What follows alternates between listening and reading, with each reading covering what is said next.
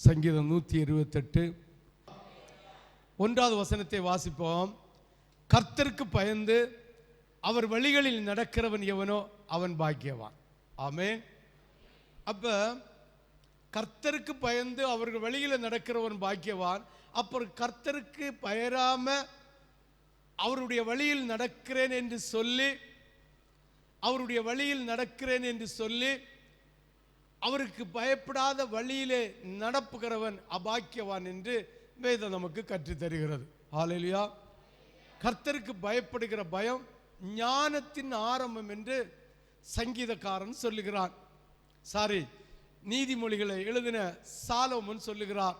சிந்தித்து பாருங்கள், ஞானம் எங்கிருந்து வருகிறது? கர்த்தருக்கு பயப்படுகிற பயத்தில் இருந்து வருகிறது. அப்படி கர்த்தருக்கு பயப்படுகிற பயத்தில் உடையவன் அவன் பாக்கியவான். அவன் நடுகிறது நல்ல கனியை கொடுக்கும், அவன் விதைக்கிறது நல்ல வருமானத்தை கொடுக்கும். அவன் கையின் பிரயாசத்தை அவன் புசித்து அவன் குடித்து அவன் திருப்தியாயிருப்பான் என்று ஆண்டவராகிய தேவன் வாக்கு தருகிறார்.